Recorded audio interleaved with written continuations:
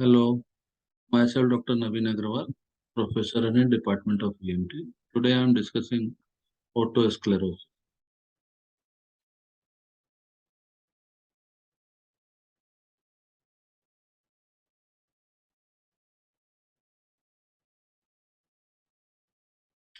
Otosclerosis can be defined as localized hereditary disorder affecting endochondral bone of otic capsule that is characterized by disorders, resorption and reposition of the bone. In Greek, otosclerosis means hardening of the ear.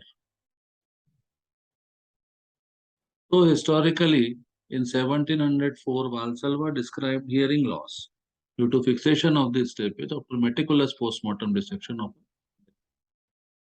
In 1841, ONAB identified ankylosis of stapes in a series of temporal bone specimens and concluded this was a common cause of death. In 1893, Pulitzer referred to bony fixation of stapes as otosclerosis. In 1912, Sieberman revealed on histopathological examination that lesion seemed to be spongification of bone and hence the term otosclerosis.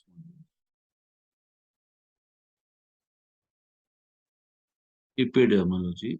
It is more common in Caucasian race and 10% overall prevalence of histology, out of which over only 1% is clinically significant.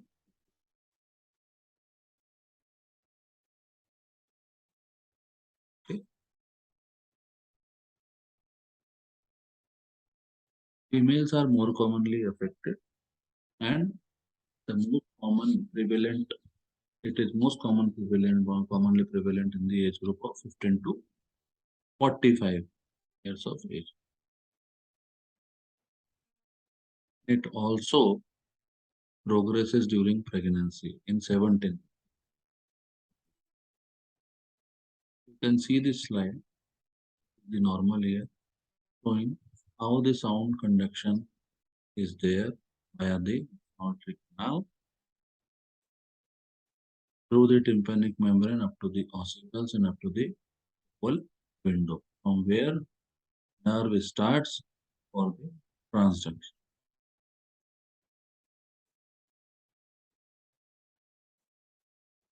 Otosclerosis is osseous dyscrasia of temporal bone characterized by resorption and formation of new bone.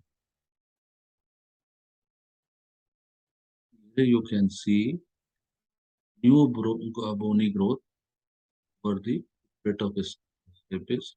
Because of that, there is disrupted vibration and patient can suffer with the hearing loss and some tinnitus also there if cochlea is affected. Pathology. Here you can see the flow chart. Okay. Okay. We can have a moment here. Here you can see the flow chart. AFU, GM, which leads to MCSF and pre-osteoclast, which leads to inhibition of diffusion, and then apoptic class. Next slide. This is the complete flow chart. Resorption of the endochondral bone ultimately leads to enlarged perivascular spaces, which leads into deposition of immature woven bone, further remodeling, and it ultimately leads to the uncontrolled bone remodeling, failure of regulation of osteoclast and osteoblast, and relief of GSF, growth factors. Development of bony otic capsule, outer periosteal layer, middle layer of combined endochondral and intrachondral bone, and thin inner endosteal. Here you can see all the three layers in this week. Osteoblast leads to deposit bone in lacuna, which in turn is small bony globules or globuli ossei. Globuli interossei region of immature cartilage leads to loci of earliest otosclerosis.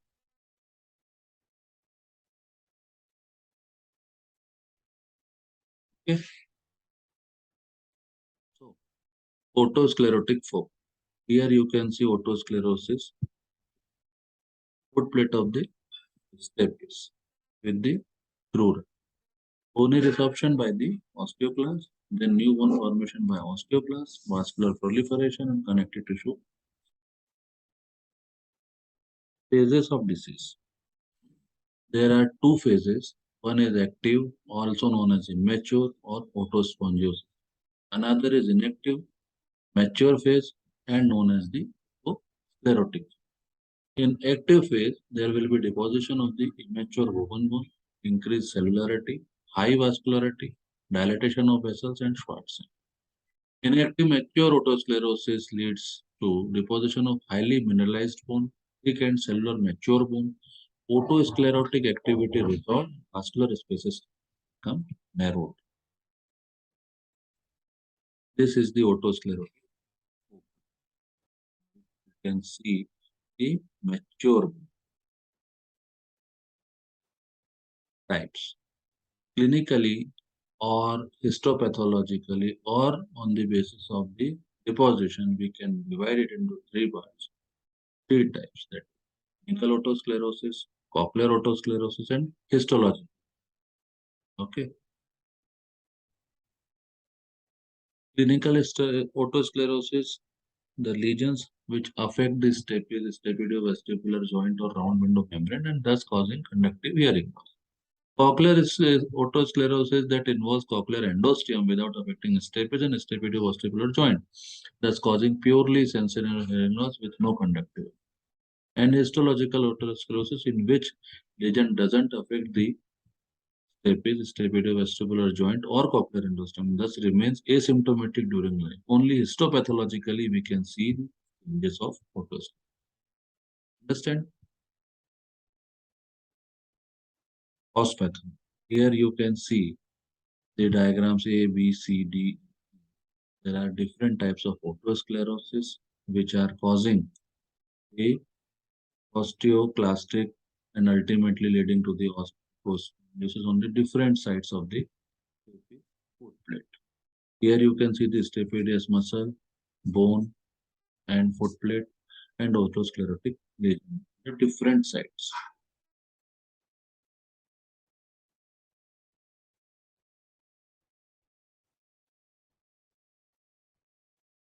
Pathology of conductive hearing. Conductive hearing impairment ranging from 5 to 60 decibel. That is very mild or minimal to profound hearing. That is stapes.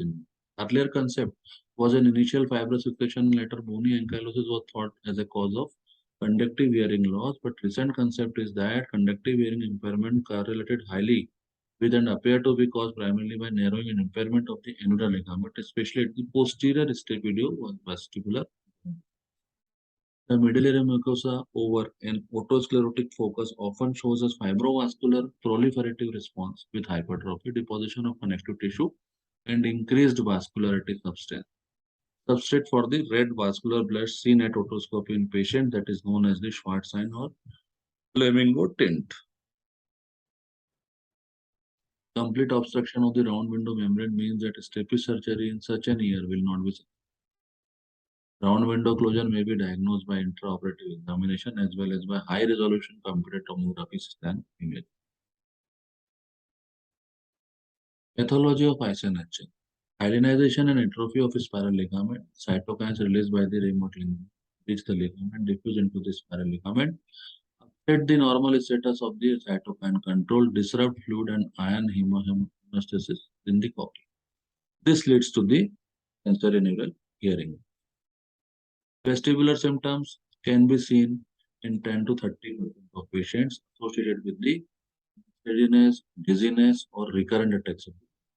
The incidence of vestibular symptoms in such patients seems to be correlated with the degree of sensorineural hearing loss or hearing impairment.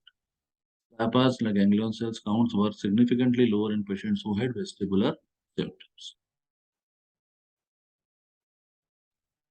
Sites involved fistula antefenestra or cochlear cleft. Okay. Then round window niche, apical medial wall of the cochlear labyrinth, footplate of stapes, posterior to oval window and anterior wall of IS. either aqueduct, malleus, or here you can see different.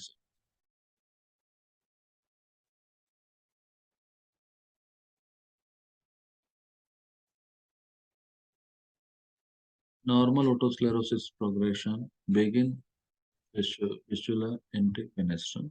It spreads from fistula interfenestrum posterior along oval window margins to roof. Disease spreads from fistula interfenestrum posterior along oval window.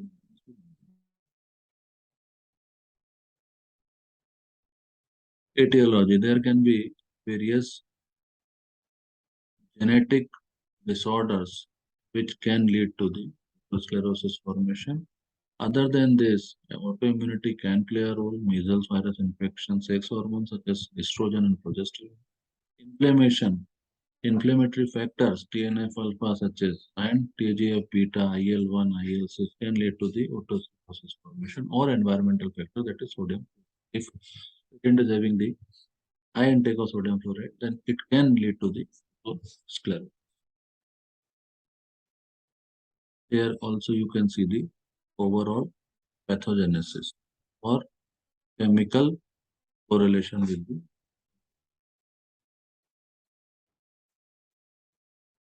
these are the genetic factors. Read it out.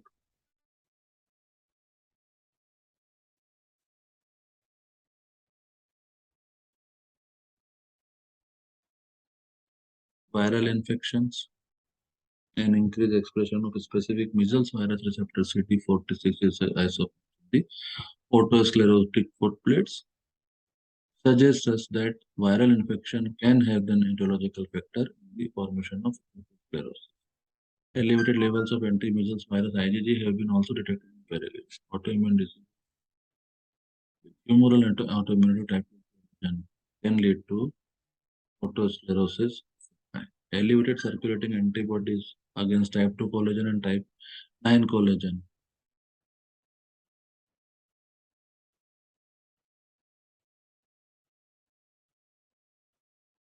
Cytokines also play a role. We have one that is transforming growth factor in bone morphological, morphogenetic. Hormonal factors also play a role in the formation of autosclerosis by regulation or disruption in regulation of bone removal. That is RAS, renin, angiotensin, aldosterone. Now, what are the clinical features? What are the clinical features of first and foremost symptom is hearing loss. In approximately 70 to 80% of cases, both ears are affected over time. Hearing loss is usually noticed when it reaches above 15 to 25 decibels. Also, there is a peculiar finding that is paracusis villasi. I will explain it later. Tinnitus can be there. It may be of roaring or hissing character in the majority of cases. Tinnitus may be unilateral or bilateral. Modulated theory of tinnitus and autosclerosis is reduced fixation, then decrease afferent stimulus, and ultimately it leads to the tinnitus. Okay. As you all know, the tinnitus, it is a ringing sound in the ear. That sound is not producing anywhere in the house. It's just the internal feeling of having some sound, like this ringing sensation, or having some roaring or hissing character. Dizziness can be there because of the autolytic dysfunction and is the major cause of balance problem with autosclerosis. Here you can see the pathway.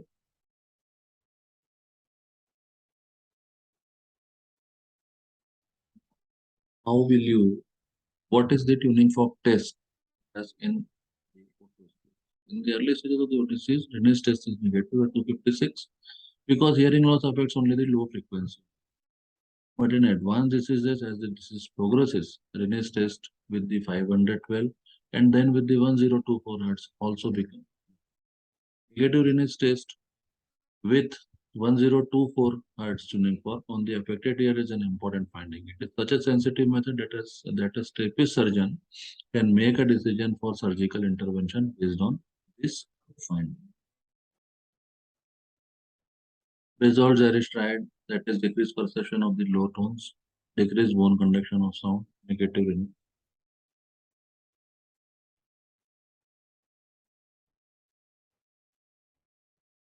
otoscopy. Examination short sign or flamingo sign, which is characteristic of the immature otosclerosis. The flamingo slash rather red blush of the tympanic bone over the said to be due to the vascularity of an active otosclerotic focus.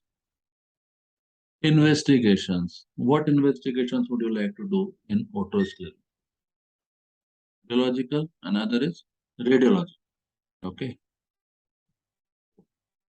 Audiological investigation, the first and foremost investigation is the pure tone audiometry, which you will see clearly conductive hearing loss, a large AV gap, and there is a typical notch at 2K in bone conduction that is known as the Carhart's notch. Impedance audiometry, you will find AS type of curve in which increased impedance, the middle ear found an impedance audiometry or tympanometry, which suggests that there is some stiffness in the middle ear because of the foot plate fixation. Here you can see type AS tympan, VMP. Here you can see there is absent in laser Doppler vibrometry.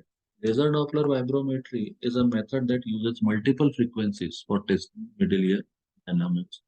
Although it is a very newer investigation and facilities of this investigation is not available everywhere. But still, we have to go through this. In LDV, the vibration of the tympanic membrane is evaluated with the aid of a laser. This method has shown promising results for distribution. Stapes, ankylosis, superior semicircular canal dehiscence, Melius fixation, and partial or total acicular. LDV's clinically applicability is evident, but it has not yet established itself as a standard diagnostic. As it is expensive, normative data are not yet well established for all ear diseases. Then, radiological investigation, that is HRCT of the temple. So, we can find some features in HRCT temporal bone. Early temporal bone CT findings suggest as begins as radiolucent, focus on oval window, anterior margin. Then it spreads to involve all margins of oval and round windows. It can spread to the inner ear capsules. Halo sign, double ring sign, or halo sign of radiolucency around cochlea. Then progressive disease may involve any portion of bony labyrinth, including internal auditory canal, lateral walls, okay, and then let chronic temporal bone CT findings, kept up new bones along oval and round window margin, and mixed radiolucent foci present in bony.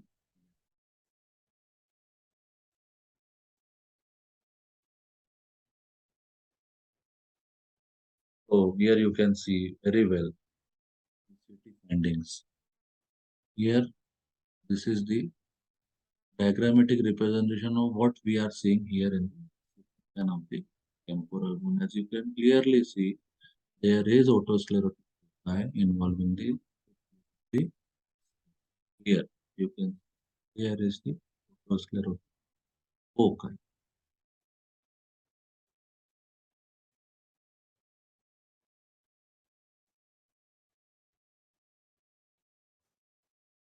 Okay, next.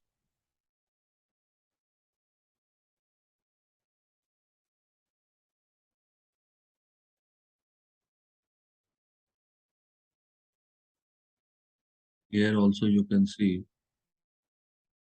the otosclerotic at different locations.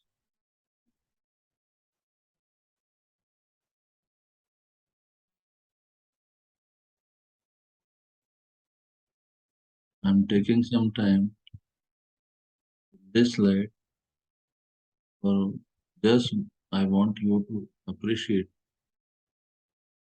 the overall sides of otosclerosis which can be affected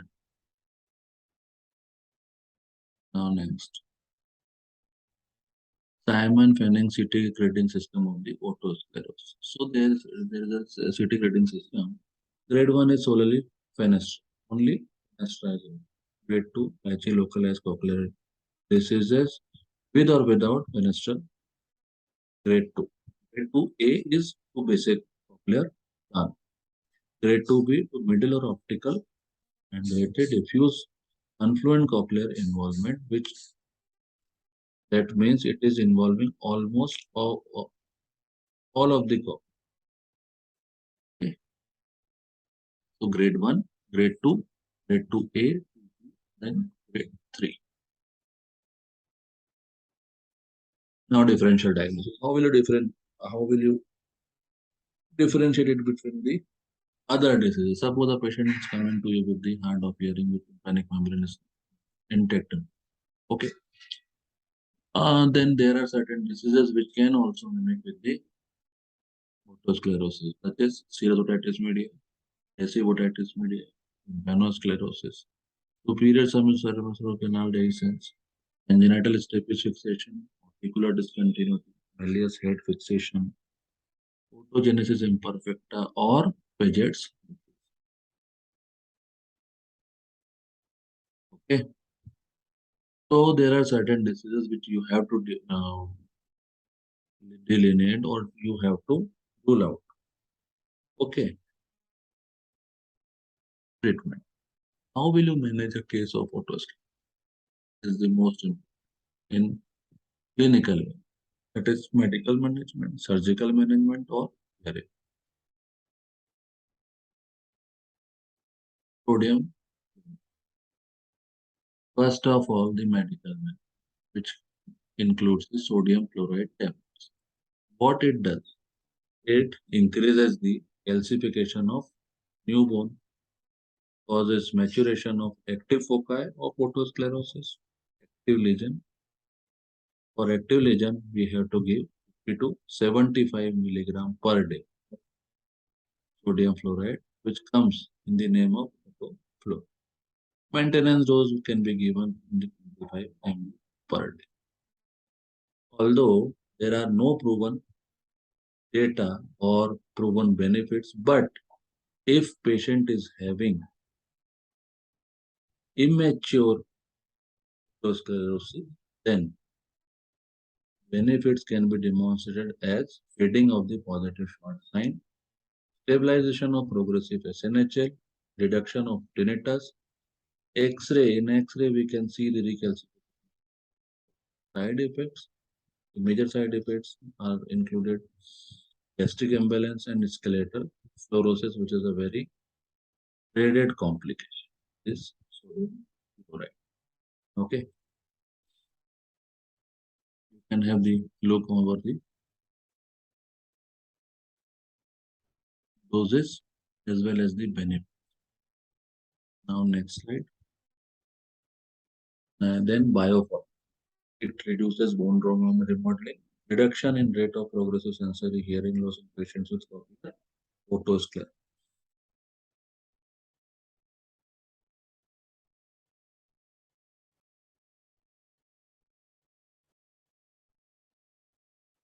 Hearing aids can be used patient willing for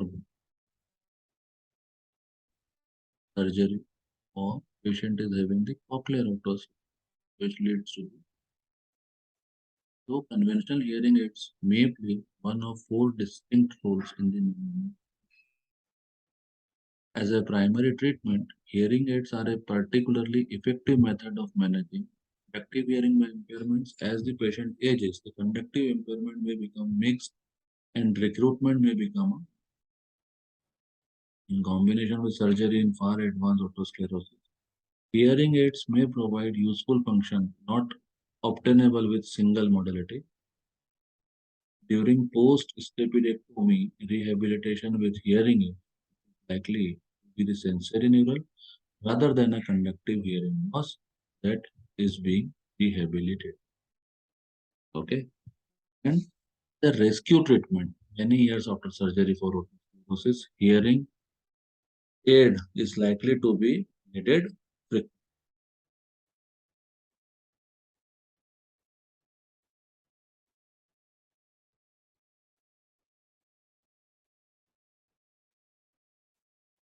bone anchored hearing aids or BAHA. They are the most useful hearing aids in otosclerosis. Specific benefit is that they do not reproduce the risk of death may result from stability. Is the most important benefit of a stability. Okay, is BAHA.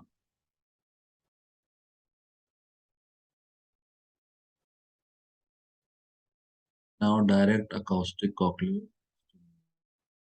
although they are still trial phase, consist of implantable electromagnetic transfers acoustic energy directly to the environment in a conventional step-based process. So you have to how we step in. Okay, it is direct acoustic cochlear. Next slide. And now is the very important thing. VSB is vibrant sound bridge, layer implant plus Teflon piston for focus. You need to be very clear about this VSB. VSB implantation technique in primary otosclerosis performed together with a staphylotomy piston procedure. Hearing results under headphone and free field conditions show that staphylotomy piston procedure closes the ear-bone gap as expected and that the VSB provides comparable gain to that usually recorded for pure sensory neural hearing. The gains of two procedures results open the field of mixed hearing loss to the VSB hearing implant. Here is enough space to fit the loop of a Teflon piston clip of the floating mass transducer FMT of the VSB in the long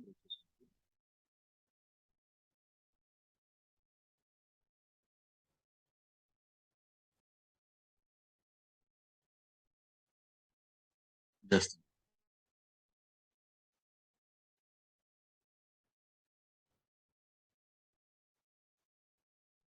okay. Next slide.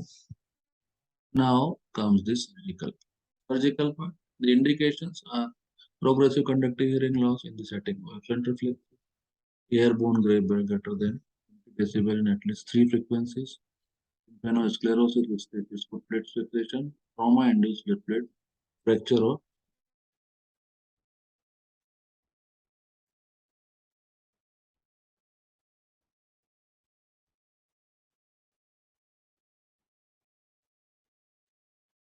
contraindication. The contraindications for surgery first is tympanic membrane perforation. It is necessary that an intact tympanic membrane must be present prior to stapes. That is to prevent contamination of the vestibule by external air flow. Similarly, it is recommended that patient ventilation tubes undergo removal of the tubes and healing of the tympanic membrane prior to stapes. When airborne gap less than 20 decibel in at least three frequencies, then it is a contraindication. Because once you are going for the epilectomy and something goes wrong, then you can give more hearing loss as compared to and patient can have his or her life, live her life normally with the airborne gap of less than 20. That is why it is contraindicated. As disease, sometimes it is a relative contraindication. It is going to increase incidence of vertigo, sensory and hearing loss. Sometimes many diseases can be presented with the otosclerosis, and you have to should avoid the many operation in the external middle infection, definitely because of the risk only or better hearing. If patient is having only ear or it is a better hearing area, you never do the epidectomy in this system. Because so if something happens, if something goes wrong, then patient will be okay. Understand? Next,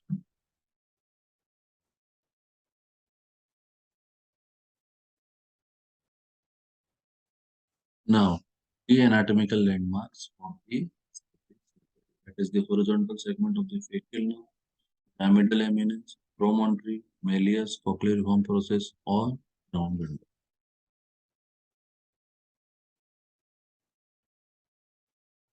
So these are the steps for doing rapido, in which we are cutting the radial tendon, we are disarticulating with the long process of then cutting the crura, making hole, okay, and then putting it. These are the line diagrams for depicting the stapes surgery. You can go through. I'm taking a pause. You can go through with this diagram. First is disarticulation of the incudostapedial, then cutting the stapedius tendon, removing the, then making a fenestra or opening in the foot plate of the, then inserting the piston and anchoring it over the long process and fat around the piston just to make sure that there is no leakage of beryllium. Okay, understood?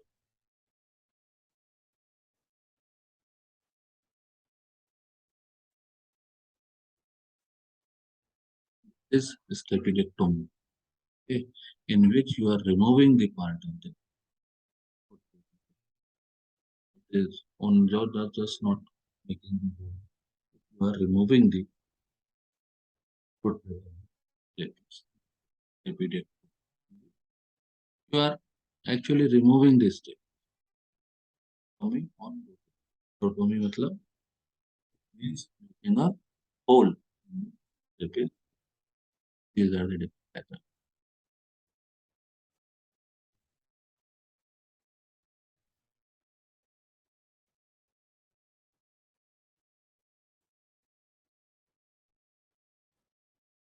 These are the different staphylectomy. You can also learn in this, but as there can be different types of staples in this diagram. This is cos loop pistons, this is Teflon piston, and this is Olympus, and this is race piston.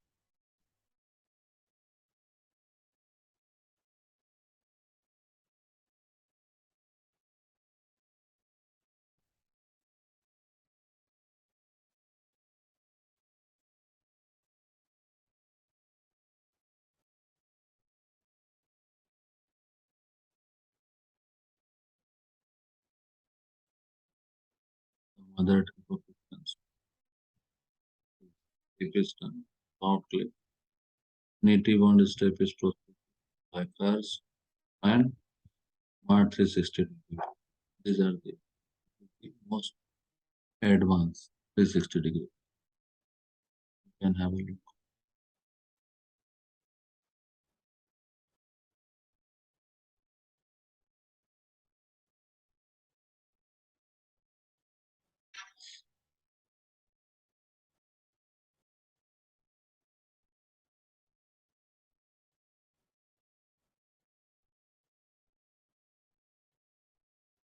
Now next slide. So there can be a complication.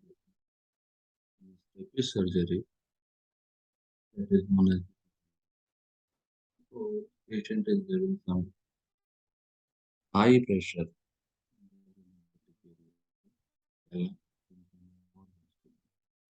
As soon as you make a hole, there will be certain amount of beryllium gush, and patient will suffer with cancer in oral.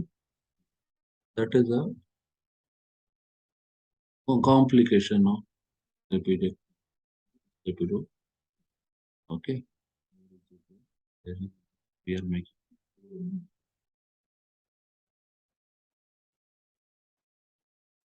complications of the stapler.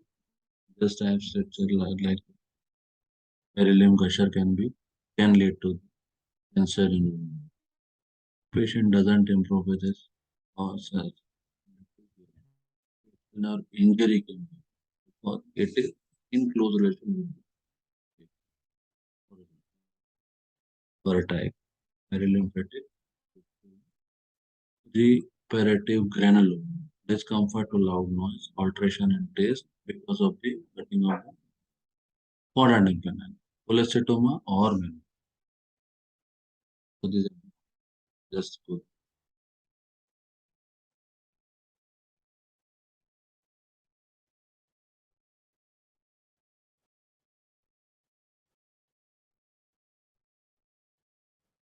First complication is conductive hearing loss. Immediate means never. Definitely.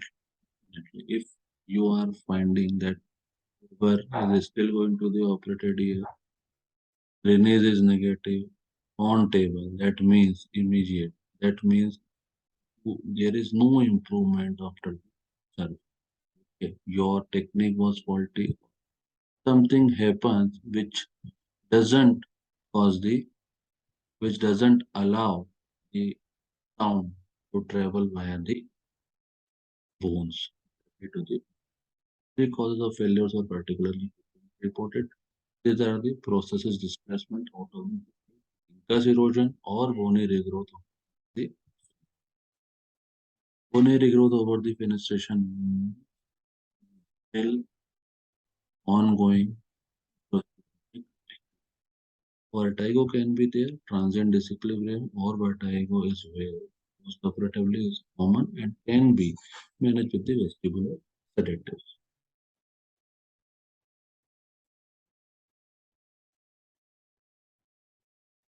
SNH, division surgery is usually that is 4.4. Also associated with the floating footplate and perilymph aspirating surgical can lead to the sensory neural hearing loss, which is permanent and cannot be removed, and only can have the this hearing aids SNH occurred. Facial nerve injury, although it is very rare, but it can be there. Particularly delayed temporary facial palsy is well described between days 4 and 10 post-op. Full recovery is usually often reported. Permanent injury is very rare in staph surgery, that is only 0.07%. RJ series. Okay.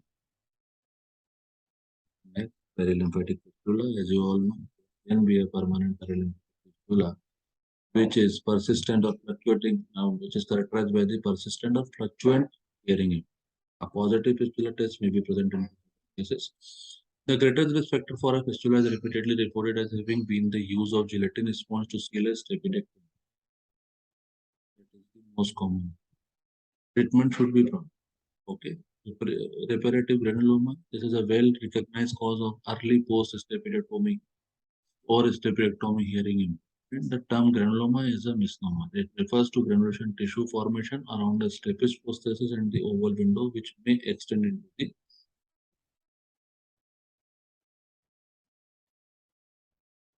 microchromatic. The stapes superstructure with the stapes tendon intact is left lying or bending on the promontory. 5 mm long tucknet prosthesis. Advantage: a new technique provides the patient with a complete physiological medullary function post-op. Better hearing quality and less loud noise. Latest prosthesis is self-retaining titanium clip. This prosthesis. The heat activity the stapes prosthesis is smart piston. Ethanol is smart.